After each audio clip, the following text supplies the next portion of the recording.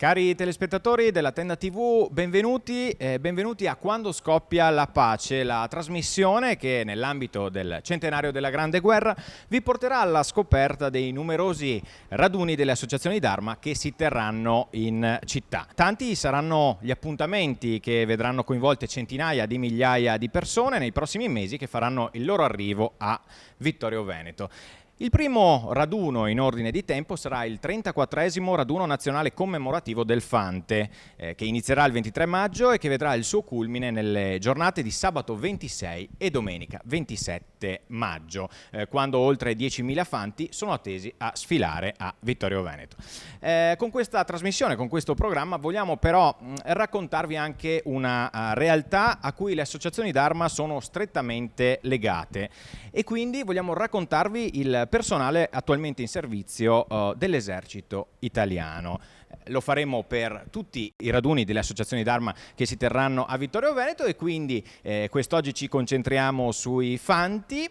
In questa prima parte vi racconteremo chi sono e che cosa fanno i fanti oggi, mentre nella seconda parte cambieremo il nostro parterre di ospiti e avremo anche i rappresentanti dell'Associazione Nazionale del Fante ed entreremo nel vivo del programma del raduno. Vi presento gli ospiti di questa prima puntata di Quando scoppia la pace. Siamo qui nella loggia del Museo della Battaglia a Ceneda e abbiamo il piacere di avere il maggiore Massimo Grizzo, ufficiale addetto alla pubblica informazione della Brigata Corazzata Ariete. Ben trovato. Buongiorno, grazie. E poi abbiamo Barbara Denardi, l'assessore al centenario della città di Vittorio Veneto. Maggiore, cominciamo da lei. Noi abbiamo in mente, possiamo dirlo, le immagini legate alla Grande Guerra e quindi con questi interi plotoni che si lanciavano verso le trincee nemiche armate solamente di un fucile. Immaginiamo che le cose siano decisamente cambiate, che le cose non vadano più così. A 100 anni di distanza, che cos'è? Che cosa fa la fanteria oggi? La fanteria rimane l'elemento fondamentale e determinante degli eserciti, sia in passato che negli eserciti moderni. Come sapete, è una componente che il cui elemento caratteristico è proprio la presenza del soldato appiedato, detto appunto fante, e i compiti che venivano svolti dalla fanteria nel passato vengono svolti anche oggi in parte e ovviamente c'è stata un'evoluzione. La fanteria è sempre stata legata all'idea dello scontro di massa perché fa premio la quantità, ovviamente, no? La componente umana dell'arma proprio nell'ambito della forza armata. E quindi lo scontro di massa, il controllo delle posizioni, il consolidamento della posizione e anche le attività di controllo del territorio. A distanza di tanti anni, oggi la fanteria e i reparti di fanteria sono ancora utilizzati e impiegati nell'ambito di queste attività, quindi il controllo del territorio, ad esempio nelle operazioni sia in patria che all'estero è una delle attività principali. Mi viene in mente l'operazione Strade Sicure, che è un'attività in cui vengono impiegati i reparti di fanteria, ma anche nelle operazioni che vengono fatte all'estero. Il controllo del territorio è una delle attività prevalenti. Accanto a queste attività che sono missioni, compiti storici della fanteria, si sono affiancati ulteriori compiti, nel contesto operativo, che sono legati anche alle successive specializzazioni che ci sono state. Quindi parlo di pattugliamenti, parlo di attività di interdizione d'area e attività di questo tipo, insomma. Ecco, cerchiamo così di fare un po' di chiarezza anche per chi magari non conosce bene quale sia l'organigramma anche dell'esercito. Qual è il rapporto tra la fanteria e le sue specialità? Sappiamo che ci sono gli alpini, i bersaglieri, ci sono tante specialità. Facciamo un po' di chiarezza. Ecco, allora, innanzitutto la fanteria è un'arma dell'esercito come ci sono, come ben sapete, altre armi, quindi si affianca alla cavalleria, all'artiglieria, al genio, alle trasmissioni e via dicendo. All'interno dell'arma di fanteria c'è stato, come accennavo anche prima, un processo di specializzazione, quindi sono nate tutta una serie di specialità legate ovviamente al contesto operativo in cui il soldato si trova ad operare. Quindi sono nate progressivamente, vado proprio in ordine storico. Inizialmente c'era la fanteria di linea con la specialità granatieri, che sussiste ancora oggi. Poi sono nati i bersaglieri nel 1836, poi negli anni 70, sempre dell'Ottocento, è nata la specialità alpina, perché c'era ovviamente la necessità di creare una componente che fosse in grado di operare in un contesto montano, e poi via via sono nate le altre specialità. Abbiamo avuto i carristi, nati negli anni 20, in occasione ovviamente della comparsa in teatro del carro armato, una specialità che è rimasta per 70 anni nell'ambito dell'arma di fanteria, ma nel 1997 è transitata nell'arma di cavalleria. E poi ci sono le specialità di recente, diciamo, costituzione, la specialità dei paracadutisti, che è nata negli anni 30, e ultima nata la specialità dei lagunari appunto per le truppe che devono operare in un contesto anfibio, che è nata nel 1951. Quindi, riassumendo, le specialità oggi presenti sono i granatieri, i bersaglieri, gli alpini, i paracadutisti e i lagunari. Ovviamente rimane anche una piccola componente di fanti puri, diciamo, senza specialità. Quanti sono? Allora, attualmente i reparti di fanteria pura sono 7 rimasti nell'esercito italiano, ai quali comunque si sommano altri 7 reparti che sono i reparti che svolgono l'attività di addestramento, sono quelli che addestrano praticamente i militari e che hanno mantenuto le tradizioni e le insegne soprattutto della fanteria. Però i reparti operativi di fanteria pura sono rimasti 7, sono dislocati prevalentemente al sud. Ce ne sono 2 inquadrati nella brigata Sassari, 2 nella brigata Osta, 1 nella brigata Pinerolo, che è in Puglia, e poi c'è un reggimento di fanteria aeromobile che si trova in Emilia Romagna ed è inquadrato nella brigata Friuli. Passiamo la parola all'assessore Barbara Denardi. La città di Vittorio Veneto il prossimo 26 maggio conferirà la cittadinanza onoraria alla Brigata Sassari, al 5° Reggimento Fanteria Aosta, al 9° Reggimento Fanteria Bari e all'82° Reggimento Fanteria Torino. Assessore, perché questa decisione? Beh, la decisione nasce sostanzialmente da una richiesta dell'Associazione Nazionale del Fante in occasione del raduno che, appunto, come detto, si celebrerà fra pochi giorni. Sono sostanzialmente la gran parte dei reparti che il Maggiore ha citato poco fa. La Brigata Sassari è sostanzialmente un elemento che storicamente dà sempre particolare lustro alla Forza Armata e ha operato nel contesto della Grande Guerra, raccogliendo la maggior cifra di decorazioni al merito, sia individuali dei suoi componenti, sia per quanto riguarda poi la bandiera di guerra della brigata. Note sono le imprese sia nell'area del Carso sia poi in altre parti del fronte della Prima Guerra Mondiale, e il Consiglio Comunale di Vittorio Veneto ha convenuto con l'Associazione Nazionale del Fante che fosse giusto che la città della Vittoria fosse legata da un rapporto particolare con questa brigata che a tutt'oggi rappresenta un elemento importante del nostro esercito. Per quanto riguarda gli altri 3 reggimenti, di fatto sono gli unici reggimenti che decorati nel corso della Grande Guerra sono poi operativi ancora oggi. Sappiamo che nella Grande Guerra numerosissimi erano i reggimenti di fanteria, ma la gran parte, appunto, sono stati disciolti, per cui adesso non sono più operativi. Il 26 maggio, il giorno prima del raduno, nell'aula civica del Museo della Battaglia si svolgerà la cerimonia di conferimento, diciamo così, delle attestazioni relative alla cittadinanza onoraria, che è già stata votata all'unanimità nel corso di un consiglio comunale di marzo. Per cui chiuderemo un po' questo cerchio aperto con quel consiglio comunale, e vorrei sottolineare la bellezza del fatto che tutto il consiglio comunale all'unanimità ha approvato questa delibera. Insomma, è un segnale particolare di unità di tutte le forze politiche cittadine, per cui va ricordato. che va oltre ovviamente le diatribe che comunemente Esatto. conosciamo. Torniamo al Maggiore, una domanda forse banale. Come si riconosce un fante? Noi vediamo sulla sua divisa delle mostrine, cosa stanno a significare? Sì, il fante si riconosce guardando l'uniforme del soldato, in particolare dalle mostrine rosse a due punte, che sono tipiche appunto della fanteria. Ogni specialità ha delle mostrine diverse, come sapete, quindi quelle di color rosso sono tipiche della fanteria. Oltre alle mostrine, ovviamente anche il basco ha un elemento distintivo del fante, perché il basco, che adesso non ho sotto mano da farvi vedere, ma ha nel suo fregio praticamente due fucili incrociati, che sono la caratteristica appunto del fante. Il fante, come dicevamo anche prima, è un soldato relativamente semplice che diciamo non utilizza equipaggiamenti particolarmente sofisticati e impiega armi individuali, quindi i due fucili sono proprio anche a simboleggiare quello che è il principale strumento di lavoro del fante.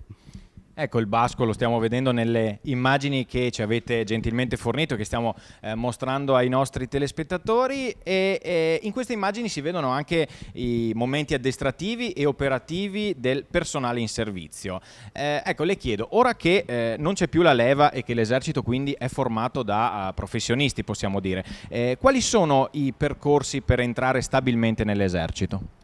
Allora, i percorsi per entrare nell'esercito adesso passano esclusivamente attraverso dei concorsi pubblici, a seconda ovviamente dell'ambizione o dello sbocco di carriera verso il quale uno cerca di andare, si può indirizzare a seguire la carriera da ufficiale, da sottufficiale o da volontario di truppa. Per ognuna di queste categorie ovviamente c'è un iter concorsuale che è diverso e si partecipa a questo concorso dove ci sono delle prove ovviamente di cultura generale, ma poi anche delle prove fisiche e visite mediche da superare, al termine delle quali si viene inseriti in un iter addestrativo che ti conduce poi a operare nei reparti. Grazie. Ripassiamo il microfono all'assessore Denardi. L'abbiamo già detto, questa puntata è dedicata ai fanti perché tra pochi giorni Vittorio Veneto ospiterà circa 10.000 fanti che sfileranno lungo Viale della Vittoria. Questo raduno si inserisce in un programma ben più ampio di 6 raduni che avranno luogo da maggio a ottobre 2018 e che saranno, possiamo dire, alcuni degli eventi clou di questo centenario. Allora, come si sta preparando la città? Beh, direi che intanto anche dal punto di vista complessivo questo centenario è appunto un insieme estremamente articolato e diversificato di eventi.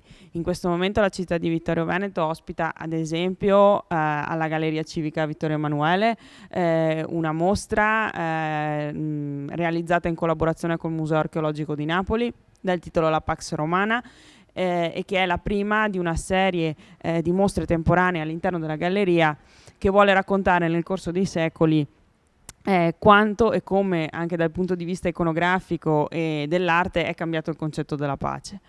Perché appunto l'abbiamo detto prima, il titolo di questo centenario è Quando scoppia la pace. Dall'altra parte appunto questo lungo percorso anche dal punto di vista fisico, perché le sfilate saranno tutte lunghe, quindi i chilometri che faranno i radunisti si sommeranno uno all'altro. Appunto dal punto di vista dei raduni la scelta è stata quella di chiedere alle associazioni d'arma di celebrare ciascuna il proprio raduno nella città di Vittorio Veneto, in modo che tutti quanti, sostanzialmente l'Italia, si ritrovi a Vittorio Veneto. Sappiamo che i radunisti verranno da ogni parte d'Italia e che abbiamo capito anche che moltissimi saranno coloro che magari hanno fatto o il servizio militare o hanno proprio lavorato in città nei 50 anni negli oltre 50 anni di presenza del Quinto Corpo d'Armata prima e Primo FOD dopo. È un po' un ritrovarsi tutti quanti a Vittorio Veneto, in una città simbolo del processo di unificazione nazionale, ma anche in una città che vuole mostrare che dopo 100 anni è notevolmente cambiata, ma che ha altre prospettive culturali e imprenditoriali per il futuro. Non a caso la grandissima operazione del centenario è sostenuta da moltissime realtà economiche del territorio, e che dobbiamo ringraziare, perché senza di loro ovviamente non saremmo riusciti a mettere in piedi tutto questo. Questi 6 raduni, tutti nella stessa città, vanno a rappresentare anche un unicum, perché non molto spesso accade che nello stesso anno tante associazioni d'arma diverse si ritrovino nella stessa città, e questo va a aumentare anche la valenza, se vogliamo, del nome di Vittorio Veneto. Ci diceva l'assessore De Nardi che tanti faranno ritorno magari dopo aver prestato servizio a Vittorio Veneto. Maggiore, ci dicono le nostre fonti che lei abbia lavorato 10 anni qui a Vittorio Veneto. Che effetto le fa tornarci e che cosa le ha lasciato la città di Vittorio Veneto? Allora, io abitando a Pordenone vengo spesso, anche per altri motivi, qui a Vittorio Veneto, e sono particolarmente legato a questa città.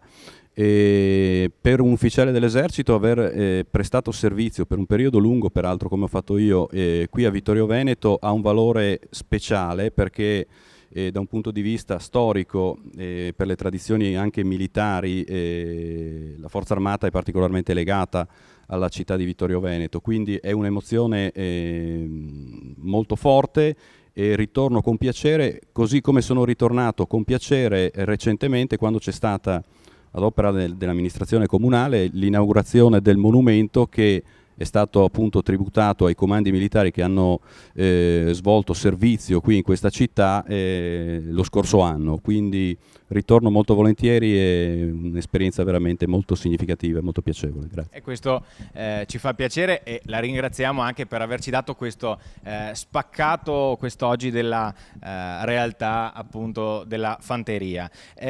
Siamo quasi in chiusura di questa prima parte, stiamo per congedarci dal Maggiore e dall'assessore De Nardi, però un'ultima parola per il momento all'assessore.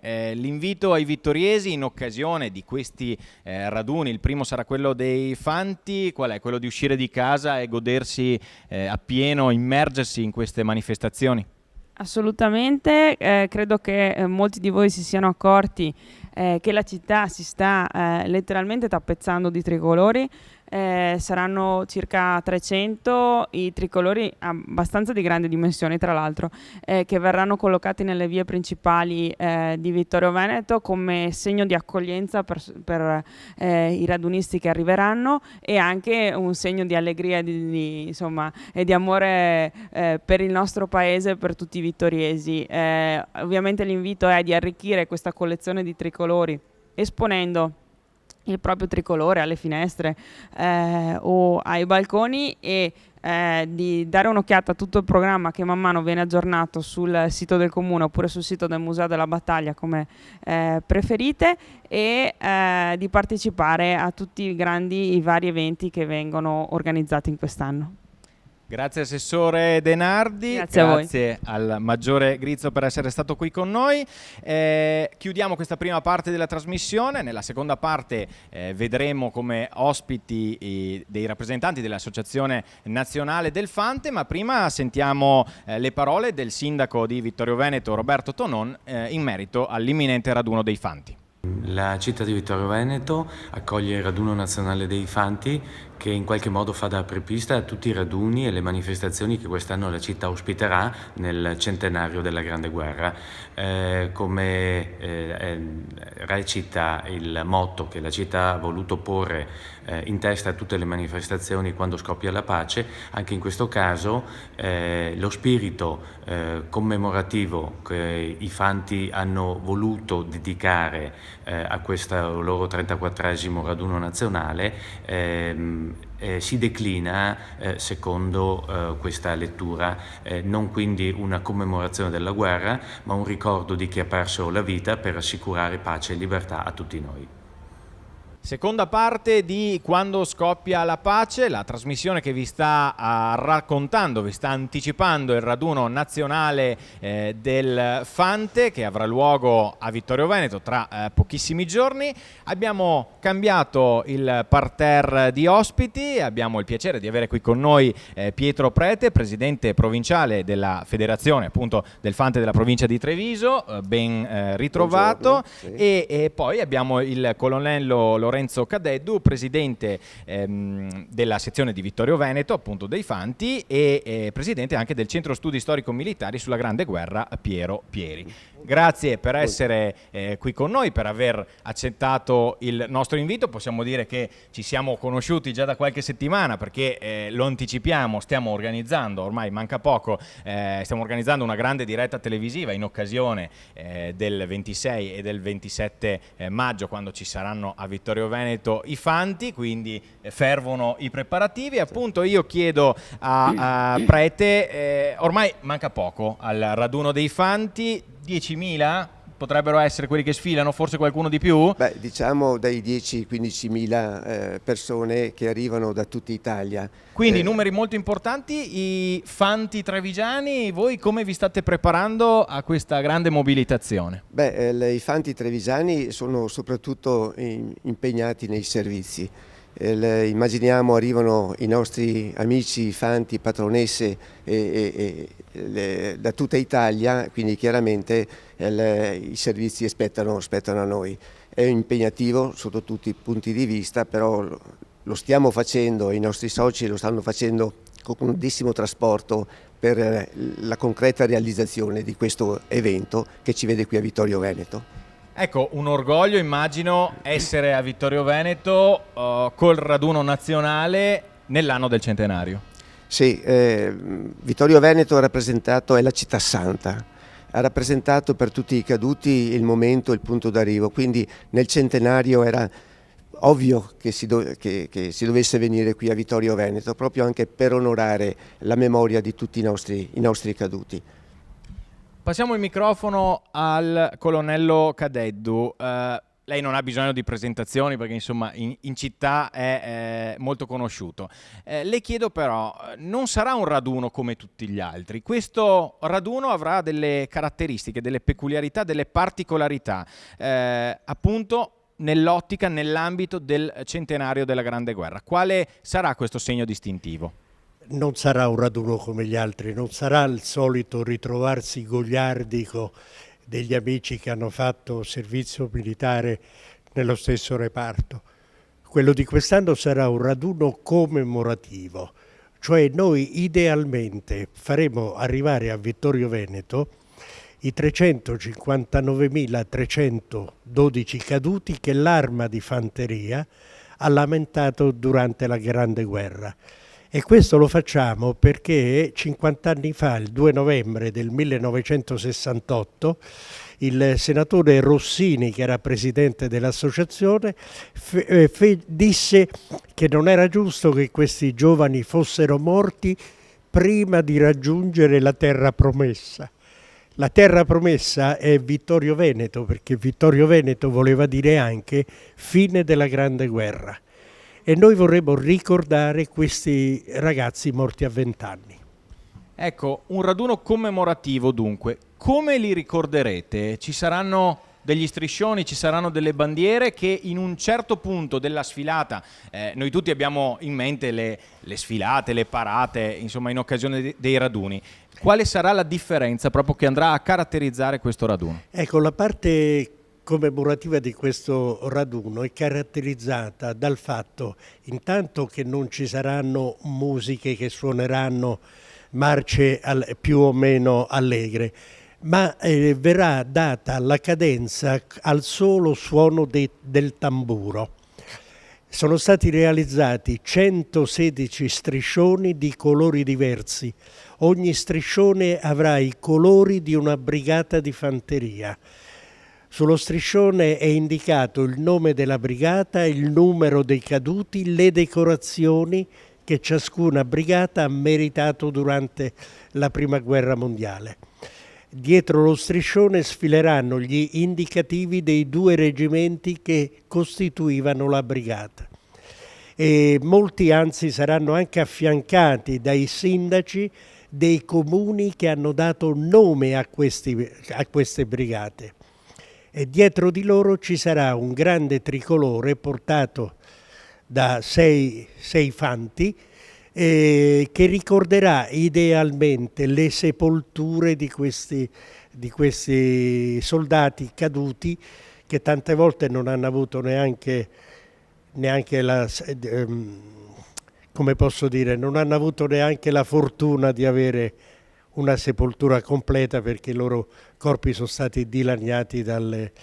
Siamo riusciti in questo settore a coinvolgere anche le scuole superiori di Vittorio Veneto. Ecco, questa parte della sfilata sarà indubbiamente emozionante, solo a pensarci, solo a raccontarla già l'emozione cresce, l'emozione sale. Ci sarà però in questa 2 giorni di raduno ci sarà un altro momento altrettanto emozionante. Perché? Perché i fanti hanno deciso di donare alla città di Vittorio Veneto una struttura commemorativa. Questa struttura commemorativa trova spazio in Piazza Medaglie d'Oro, in centro, e sarà inaugurata sabato 26 maggio. Perché avete deciso, come fanti, e ripassiamo magari il microfono a Prete, perché avete deciso di impegnarvi, posso permettermi, anche economicamente, per dare questo lascito alla città? Beh, la città di Vittorio Veneto non aveva un ricordo legato proprio ai caduti della fanteria. Quello che lasciamo è proprio il ricordo rappresentativo delle 116 brigate con i suoi caduti. Infatti quello che questa struttura commemorativa, questa struttura commemorativa che è posizionata in Piazza Medaglie d'Oro rappresenta appunto questi 116 steli, rappresentano appunto i caduti, sono di altezza variabile in proporzione ai caduti delle brigate, ecco. E sono in acciaio Corten, è un acciaio che appunto forma una patina che protegge e di colore della terra, come da dove poi uscivano fuori i nostri soldati nel momento in cui si lanciavano all'attacco. Ecco, questa struttura chiaramente ha un costo e i nostri soci si sono tassati ed era giusto farlo proprio per questo momento di ricordo, e su questo dobbiamo ringraziare anche la banca delle Prealpi qui di Tarzo, il consiglio d'amministrazione, per la grandissima sensibilità di sostenere questa per la iniziativa. grandissima sensibilità, e ci hanno sostenuto in questa iniziativa, e di questo li dobbiamo veramente ringraziare di cuore. Cadeddu vuole aggiungere qualcosa in merito a questa struttura commemorativa? Lei si è speso molto, l'abbiamo sentito anche. Sì, queste 116 canne, se ci pensa bene, assomigliano molto a 116 mani che si elevano verso il cielo. Le canne più alte sono state piegate nel loro punto culminante e guardandolo sotto una certa angolazione dà la sensazione come di un uccello che vola, e queste sono le anime dei soldati che perdono la vita sul campo di battaglia. Non sono poggiate su nessun piedistallo, perché la fanteria è stata sempre un po' la Cenerentola delle armi, anche se viene chiamata la regina delle battaglie. Sono canne che spuntano direttamente dalla terra, perché la casa del Fante dov'era? Era la trincea, uno scavo di largo 80 centimetri, profondo 2 metri, e che per 41 mesi di guerra ha rappresentato la casa del Fante. E quindi ovviamente sarà tanta anche la curiosità da parte dei vittoriesi nel vedere inaugurato questo monumento. Adesso io cerco di illustrarvi alcuni dei momenti del fitto programma appunto del raduno nazionale commemorativo del Fante. Innanzitutto si parte qualche giorno prima, si parte il 23, dal 23 al 25 ci sarà un pellegrinaggio intitolato Sulle orme degli eroi, verranno percorsi alcuni i territori che sono stati il teatro ovviamente delle battaglie qui del nostro territorio. Poi il 24 maggio alle 17 a Vittorio Veneto ci sarà una conferenza su Brandolino Brandolini, Fante. La conferenza si terrà al Museo della Battaglia con il qui presente Cadeddu, tra l'altro una conferenza finanziata dal Ministero dei Beni Culturali. Una piccola precisazione, sì. Sarà alle 18 la conferenza. Okay. Perché Brandolino Brandolini? Davanti a una classe politica che non gode molto la stima del popolo in questo momento, Brandolino Brandolini è l'unico parlamentare che, pur potendo rinunciare dal partire per la guerra perché era parlamentare, ha rinunciato a questo beneficio e ha fatto olocausto della sua vita facendosi assegnare in una brigata di fanteria fortemente impegnata, la brigata Bisagno. Voglio solo ricordare che ha combattuto in queste zone e ha liberato insieme alla brigata Sassari la città di Conegliano. E quindi per saperne di più su questa figura l'invito appunto è per il 24 alle ore 18. 25 maggio arriverà a Vittorio Veneto il pellegrinaggio sulle orme degli eroi e alle 20:30 circa ci sarà una camminata che partirà dal centro storico di Serravalle fino al municipio, fino in Piazza del Popolo. Ci saranno delle rappresentazioni anche itineranti e quindi un invito per iniziare ad addentrarsi nel clima del raduno del Fante. E poi arriviamo al sabato e alla domenica. Il sabato, lo dicevamo anche nella prima parte, ci sarà un primo momento ufficiale qui al museo, qui sopra a pochi passi da noi, al Museo della Battaglia, con il conferimento della cittadinanza onoraria da parte appunto della città di Vittorio Veneto. E poi nel pomeriggio dalle 15:30 ci sarà l'alzabandiera ufficiale in Piazza del Popolo. Prenderà il via il raduno. A seguire alle 16 ci sarà un altro momento particolare che almeno io a memoria non ricordo, una Santa Messa celebrata in Piazza del Popolo dal vescovo Corrado Pizziolo con ovviamente tutti i fanti, quindi un momento anche questo singolare. A seguire, subito dopo la messa, ci sarà l'inaugurazione della struttura commemorativa in Piazza Medaglie d'Oro.